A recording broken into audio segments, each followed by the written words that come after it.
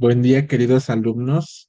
Bienvenidos a nuestra sesión virtual de nuestra materia lingüística. El día de hoy vamos a realizar ya prácticamente el cierre de nuestra materia, ¿sí? En el cual vamos a hablar acerca de la diversidad lingüística de manera general y algunos aspectos muy puntuales del español.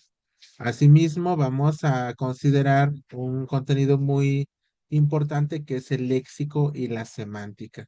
Bien, a partir de lo visto en clase para esta sesión, vamos a tener ciertas actividades que resolver en nuestra ficha didáctica. Para empezar, vamos a hablar acerca de las variantes de la lengua. Recordemos que no todos los hablantes utilizan la lengua de la misma forma y el uso de la lengua va a depender de ciertos criterios. Por ejemplo, del lugar donde aprendan la lengua y del lugar en que residen. A esto se le conoce como variedades diatópicas. ¿Por qué? Por ejemplo, hablando del español, en nuestro país podemos decir que hablamos el español, pero no precisamente el español es muy similar o es igual de los que hablan español en Campeche, en Tabasco, a los que hablan español en el norte, ¿no? Por ejemplo, Monterrey, Durango, etcétera. A esto se le va a conocer como una variedad diatópica porque va a depender mucho del lugar en que residen. A partir de ahí se van a generar nuevas formas de la lengua, como lo conocemos comúnmente en los regionalismos. Ahora también, una de las variantes de la lengua que vamos a considerar, pues es el nivel de instrucción, de la edad, del sexo.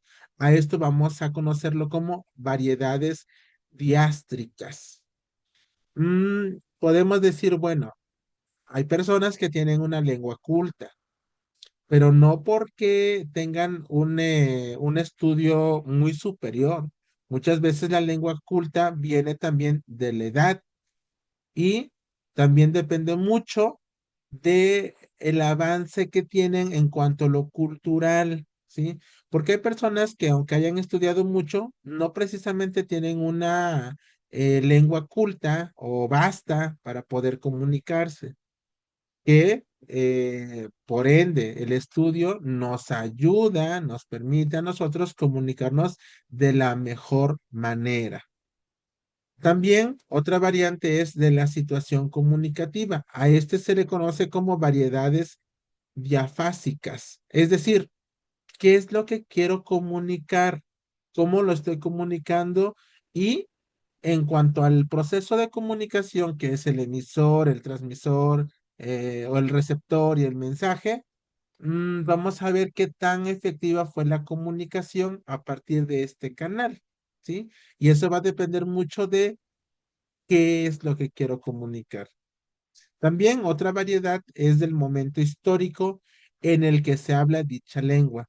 Para ello vamos a hablar de las variedades diacrónicas. Mire, cuando hablamos de momentos históricos en nuestra sociedad, actualmente estamos pasando por ciertos momentos históricos que sí o sí necesitan marcarse según cómo lo estamos hablando. Por ejemplo, había un video que les compartí a ustedes, ¿no? ¿Qué tan correcto es decir presidente o presidenta cuando se está nombrando a una persona femenina? ¿Sí? Y aquí no vayamos solamente a lo correcto, sino cómo se está nombrando en el momento oportuno que están haciendo una forma histórica de ver algo diferente, ¿sí? Llámese luchas sociales, llámese, por ejemplo, la evolución de las propias palabras. Por ejemplo, quisiera retomar esta parte de la feminidad, que es en la parte de la lucha de las mujeres, que inicialmente pues fueron causas femeninas, ¿sí? Y que a lo largo del tiempo, por el momento histórico que se vive, actualmente se le conoce como feminismo, ¿verdad? Muy bien. De las variedades que nosotros podemos considerar que son diatópicas, vamos a revisar que estas van a ser diatópicas o geográficas, es decir, son aquellas variantes de una misma lengua que dependen de la ubicación territorial del hablante. En el caso del español podemos distinguir las siguientes variedades geográficas. ¿Cuáles son? Variedades septentrionales, variedades meridionales, por ejemplo, el murciano, el canario, el extremeño y el andaluz, en el caso de la región de España, y las variedades en contacto con el catalán, gallego, vasco, ¿sí? Porque recordemos que nuestro, perdón, nuestra lengua pues es una lengua en la cual para nosotros fue transmitida, no es nuestra lengua materna. ¿Por qué? Nuestra lengua materna prácticamente fueron las lenguas indígenas, las variedades hispanoamericanas. Entonces, aquí ya hay un cambio. Si nosotros nos ponemos a analizar la forma en cómo se habla el español desde el catalán, el gallego, el vasco o el andaluz, va a ser un tanto diferente a las variedades hispanoamericanas. ¿Por qué? Porque los países hispanohablantes van a tener su propia forma de heredar la propia lengua, que es el español. En las variedades diastráticas son aquellas que son sociales y que de una misma lengua se generan por la existencia de grupos sociales diferenciados. A esto, pues hay que considerar que los factores que influyen a la hora de emplear una u otra variedad diastrática son, en primer lugar, biológicos, de acuerdo al sexo y a la edad, no biológicos, por grado de instrucción y profesión. Los niveles de lengua son un nivel culto, que lo emplean las personas muy instruidas, un nivel estándar, que lo emplean las personas con un nivel medio de competencia lingüística, y un nivel vulgar, que lo emplean las personas poco instruidas o incultas. Esto en cuanto a la forma de comunicarse, porque ya en otro momento hablábamos de los niveles de la lengua, pero de acuerdo a su evolución, aquello que quieren dar a conocer. Estos son los niveles de lengua en cuanto a las variedades diastráticas o sociales. Las jergas y los lenguajes específicos, ¿a qué se refieren? Las jergas y los lenguajes son variedades diastráticas de la lengua que identifican a un grupo social. Las jergas o argot son lenguas de grupos sociales, algunos de ellos marginales. La lengua se convierte en una seña de identidad y en un medio que garantiza la permanencia del grupo. Por ejemplo, en nuestro país hace tiempo surgieron las famosas tribus urbanas que fueron parte de la cultura emergente. Cada tribu urbana adoptó su propio uso del lenguaje específico y sabían cómo comunicarse. A eso se refiere una jerga, ¿sí? Ahora también lo seguimos viendo, aunque no son tribus urbanas, pero sí son momentos oportunos que nacen de la cultura, por ejemplo, en la cultura del internet, por ejemplo, en la cultura de por así decirlo, de los chavos, de los niños, ¿no? Y que sí o sí están garantizando una permanencia en ese grupo social. Ahora, sus rasgos lingüísticos afectan fundamentalmente el léxico. El vocabulario de algunas jergas posee un cierto grado de ocultación. Por ejemplo, el argot carcelario o el del AMPA, el de las drogas, el de la prostitución, tienen códigos, tienen formas de efectuar los símbolos del lenguaje, ¿sí? En el caso, no sé si ustedes han visto cómo se comunican los policías, tienen ciertos códigos y ellos solamente saben lo que significan, los mismos códigos que pueden aparecer en cualquier grupo social. Las jergas profesionales son utilizadas por grupos sociales que desempeñan una misma actividad o profesión. Cada oficio o ámbito profesional genera un corpus de palabras y expresiones propias. Ejemplos en la medicina, el deporte, la informática, la mecánica, la casa, etcétera, ¿no? Entonces, cómo las jergas van a depender también mucho de lo que anteriormente hablábamos de los niveles de lengua, sean cultas, sean niveles de lengua que son de una manera estándar o un nivel vulgar, pero que sí o sí van a estar apareciendo en los grupos sociales. Hablemos de las variedades diafásicas. ¿Qué quiere decir? Las variedades diafásicas o funcionales son las variantes de una misma lengua que se producen como consecuencia de las diversas situaciones comunicativas. Para ello vamos a distinguir dos variedades diafásicas o registros lingüísticos. Por ejemplo, el registro formal y el registro informal.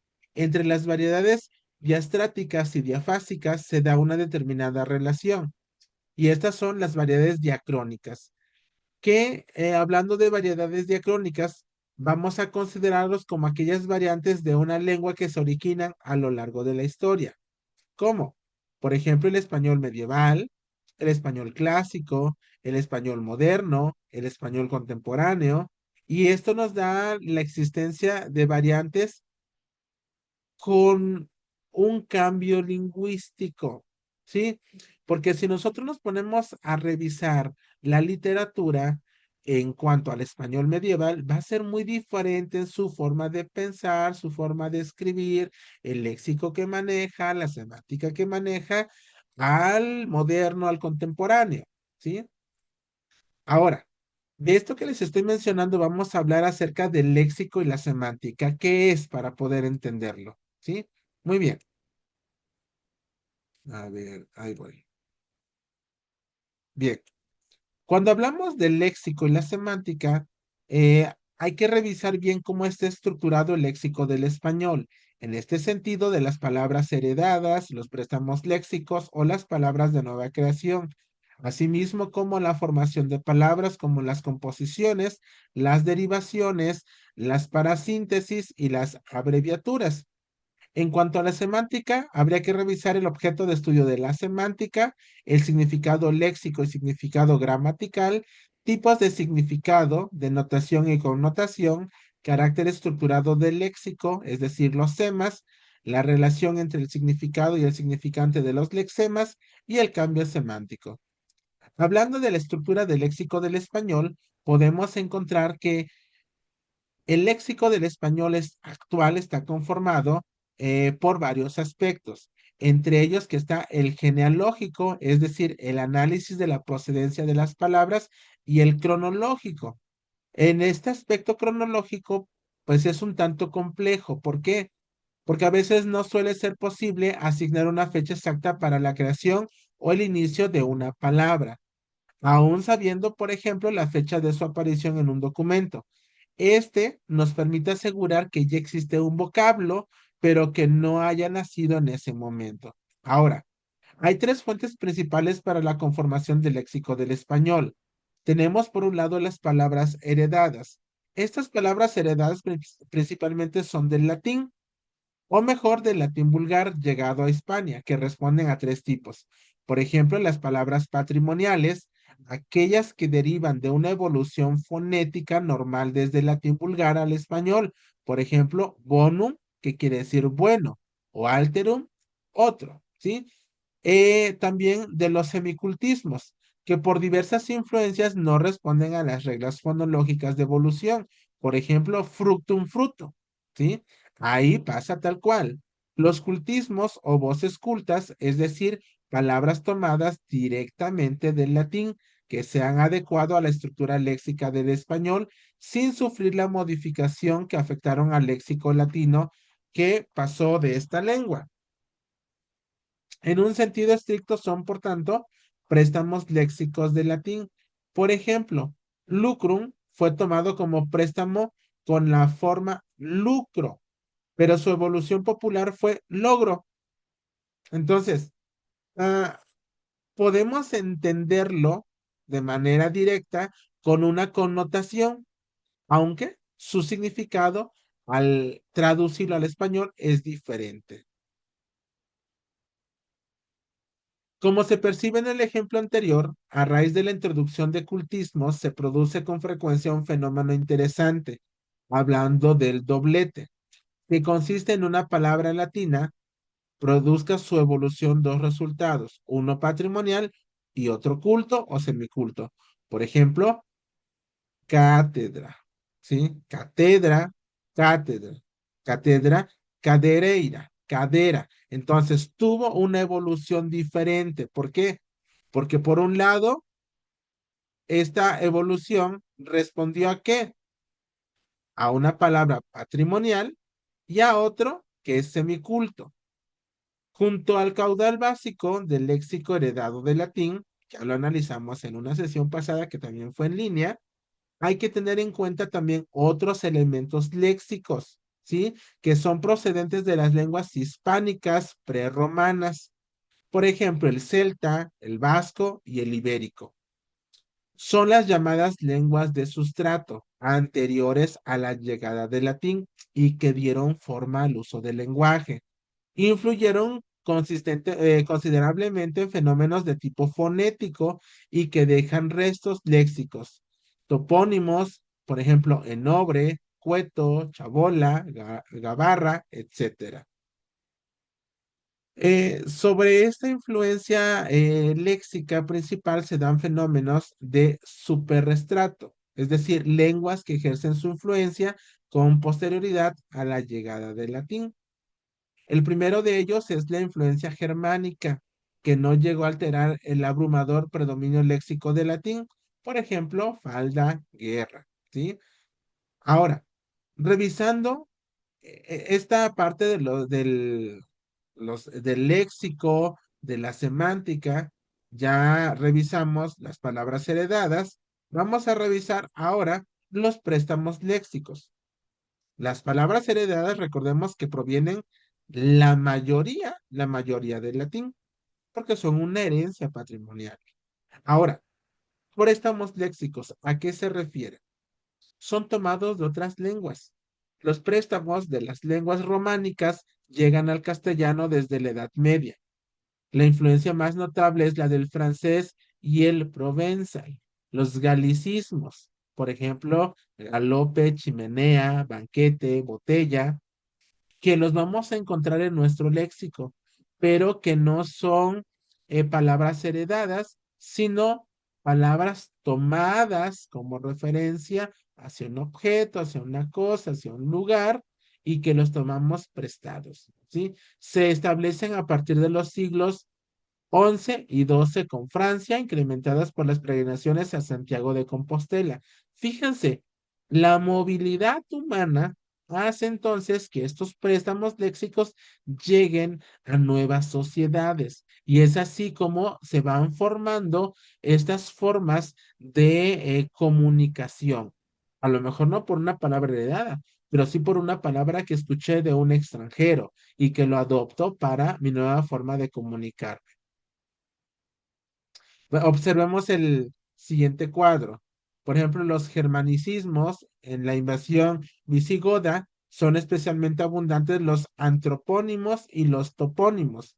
Por ejemplo, Álvaro, Fernando, Mondaris, Guerra, Espía. Latinismos se acentúan en el siglo XIII y aumentan considerablemente en el XV. Por ejemplo, purpúreo, crepúsculo, émulo. Los helenismos, que son los primeros vocablos de origen griego que penetraron a partir del latín y son abundantes en el siglo XV, en el siglo XVIII hasta nuestros días. Proporcionan sobre todo términos técnicos científicos: geranio, abulia, afonía, anestesia. Recordemos que en el latín, por su connotación, fueron o se dan estas em, traducciones, ¿sí? Que son en los sustantivos. Los arabismos son muy abundantes. Los galicismos se introducen a partir de las peregrinaciones por el Camino de Santiago. Los italianismos abundan durante los siglos XV, XVI, XVII, por ejemplo, concierto, carnaval, cortejar. Los americanismos se introducen a partir de la conquista de América y proceden de lenguas indígenas, por ejemplo, tiburón, poncho, tomate, chocolate, huracán, caimán. Y los anglicismos, que son típicos de los siglos XX, XXI, por ejemplo, el golf, fútbol, electroshock, ¿sí? Ojo, a veces pensamos que utilizar la palabra fútbol es un préstamo léxico, sí, pero también es un anglicismo porque no pertenece a nuestra lengua materna como lo es el español. Ojo con eso. Las palabras de nueva creación. Estas, mediante los procedimientos que veremos en los siguientes apartados, se forman palabras en español. ¿Cómo se forman estas? En un primer momento, la revitalización, es decir, se produce cuando una palabra que ya ha caído en desuso se recupera para emplearla con el mismo significado que tenía antes o con uno nuevo que se le confiere. Por ejemplo, azafata significaba antes criada de la reina. Ahora, la azafata es un auxiliar de vuelo, mujer que atiende a los pasajeros, ¿sí? Por procedimientos de desplazamiento semántico, ya sea por recreación metafórica o metonímica. Por ejemplo, el uso del término zapatero para designar a un insecto. La creación onomatopéyica, por ejemplo, la conversión de los sonidos naturales en una palabra cuyo significante imita la realidad extralingüística. Se imita la sensación fónica percibida y de ahí no todas las lenguas tengan la misma voz. Por ejemplo, como en nuestra idiosincrasia decimos, ¿cómo hace el gallo? Bueno, porque lo escuchamos y decimos que en México el gallo hace kikiriki, ¿sí? Eh, que es en español, cocorico en francés o coq a dog en inglés. Cambió totalmente. ¿Por qué? Porque la concepción onomatopéyica va a depender mucho de la lengua que está predominando en el país. Ojo con eso. Entonces, el onomatopeya que va a suscitarse va a depender mucho de la lengua del país y de su idiosincrasia, ¿sí? Simplemente nosotros podemos preguntarnos, ¿y cómo hace un burro? ¿O cómo hace un caballo? La idiosincrasia te va a decir de una manera. A lo mejor otra persona, aunque hable el mismo español, lo va a decir de una manera diferente, ¿no? Incorporación de voces ajenas. Aquí tenemos, y dice el texto que el 41% de las palabras del español proceden de otras lenguas, aunque solo representan el 10% del uso. Hablemos de la composición, que consiste en la unión de dos o más lexemas que pasan a formar una única palabra. Por ejemplo, latinoamericano, menoscabar, hincapié. Podemos observar estos tipos. Puede ser sustantivo más sustantivo. Por ejemplo, bocamanga. Tenemos dos sustantivos, boca y manga, que se formó una sola palabra.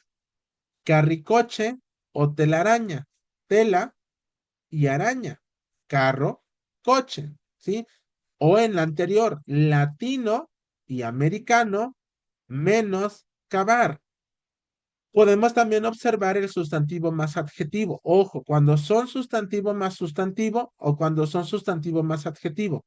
Hay que distinguir los que se dan lugar a los sustantivos.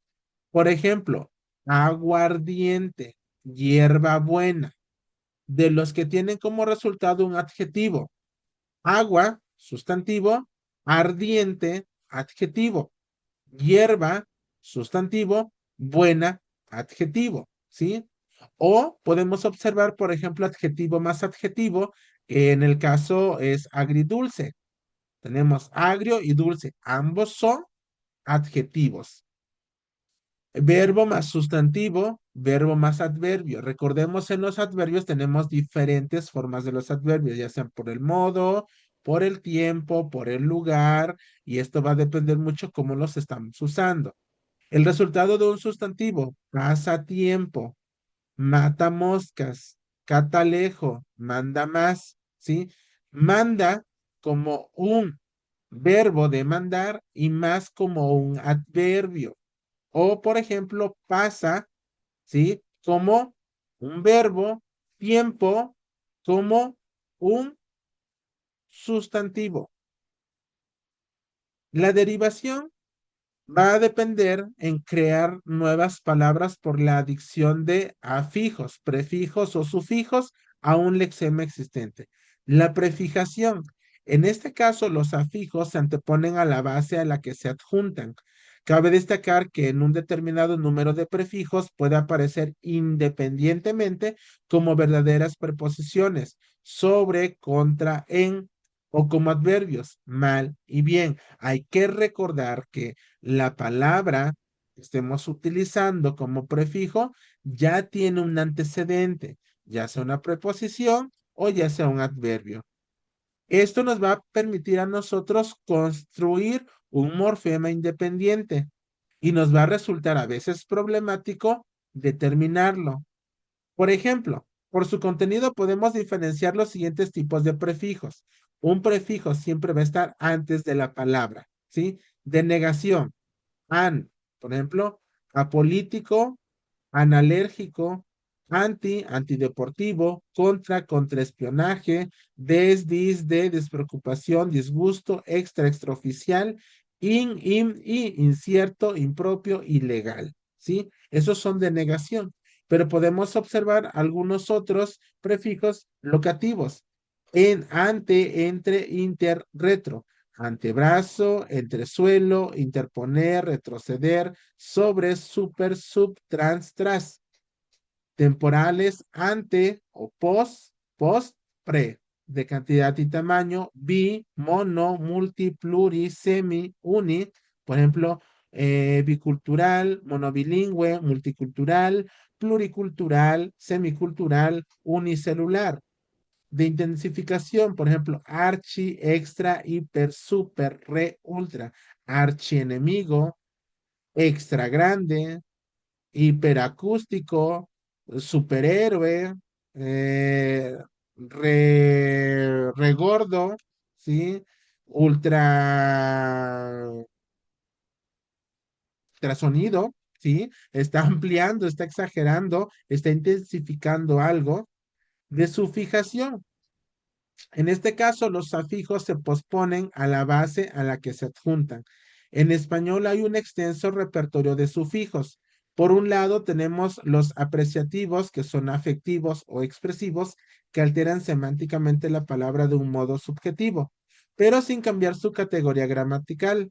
Por ejemplo, raterillo, sombrerazo, pobrete. Por otro, los fijos no apreciativos, considerados semánticamente objetivos, que con frecuencia poseen la capacidad de efectuar un cambio de categoría gramatical.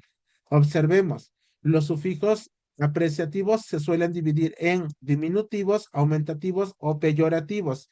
Los diminutivos hacen las cosas pequeñas, ¿sí? O efectivas. Por ejemplo, el lito, ico, illo, ete, in, huelo.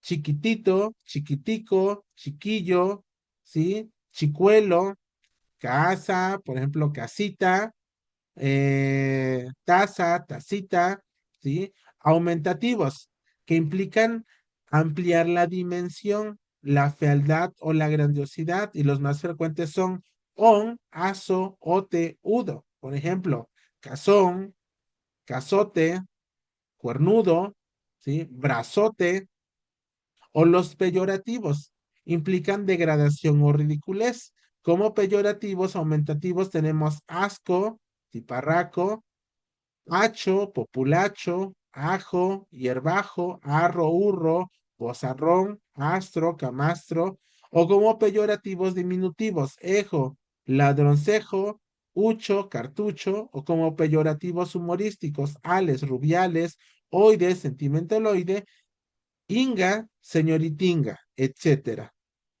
Ahora, vamos a observar el repertorio de los sufijos no apreciativos del español, que cuenta con cientos de morfemas gramaticales derivativos, cuyo inventario no está fijado.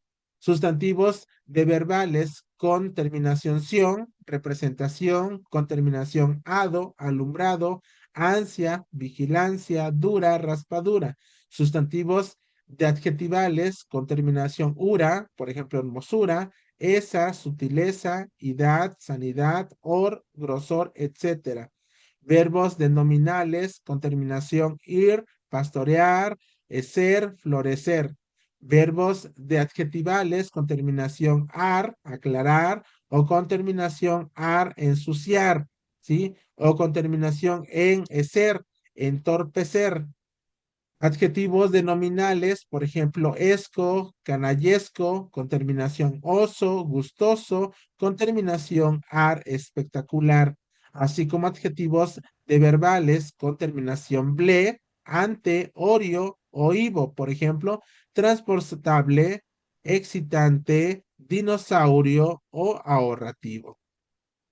Recordemos que los adverbios que se mencionan en el esquema anterior, hay algunos que no se incluyeron. ¿Por qué? Porque en el español hay adverbios de adjetivales, por ejemplo, en mente, verbos de adverbiales, por ejemplo, alejar, y sustantivos de adverbiales de cercanía. Vamos a hablar acerca de la parasíntesis. ¿Qué es esto y cómo nos funciona en el léxico y en la gramática?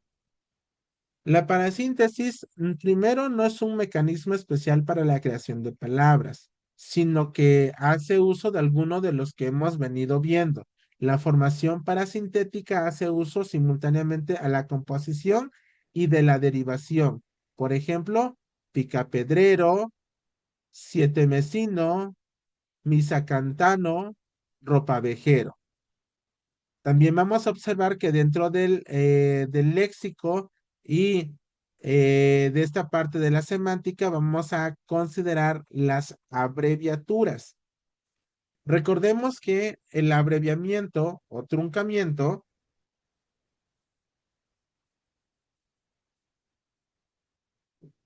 consiste en la reducción del cuerpo fónico de una palabra.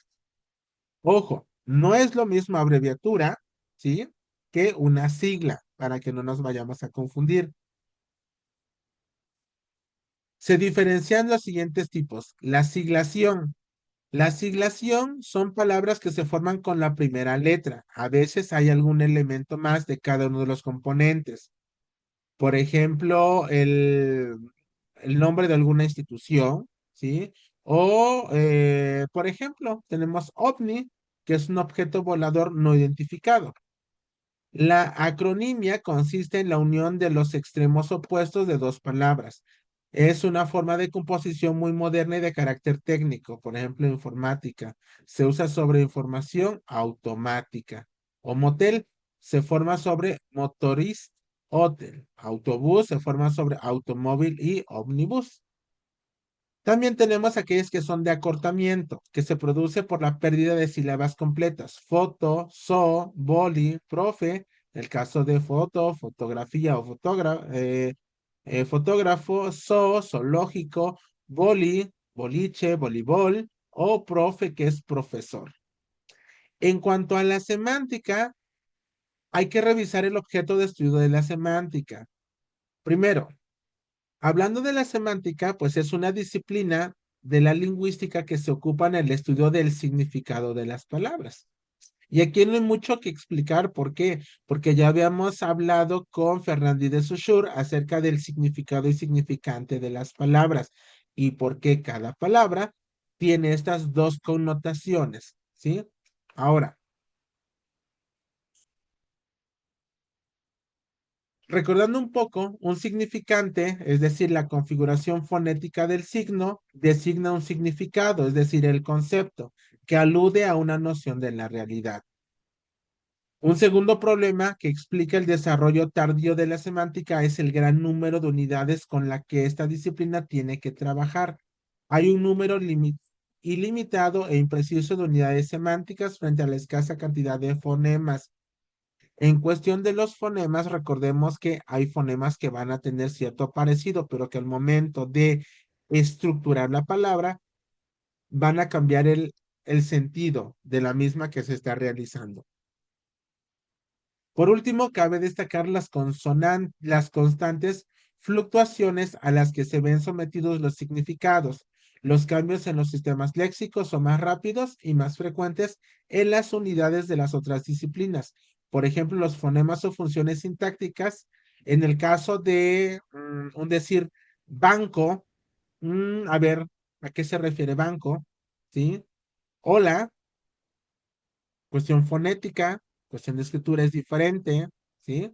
Ok. O, por ejemplo, llama, ¿sí? Por último, pasemos al significado léxico y significado gramatical. ¿A qué se refiere esto? En cuanto al significado léxico, lo poseen los lexemas. Aparece en los diccionarios y pertenece a los inventarios ilimitados y abiertos. Se trata de un significado estable y colectivo que se expresa a través de sustantivos, adjetivos, verbos y adverbios. El significado gramatical pertenece a inventarios cerrados, limitados, y lo poseen los morfemas. Las clases de palabras que poseen significado gramatical son el artículo, la conjunción y la preposición. Existen morfemas con significado gramatical que se combinan con los morfemas léxicos para formar las palabras derivadas. La semántica solo se encarga del estudio del significado léxico, en este caso de una significación denotativa, cuya palabra es la que hallamos en el diccionario, un significado objetivo estable, y la significación connotativa, que está constituida por elementos subjetivos o variables, y estos van a cambiar de acuerdo a su contexto comunicativo.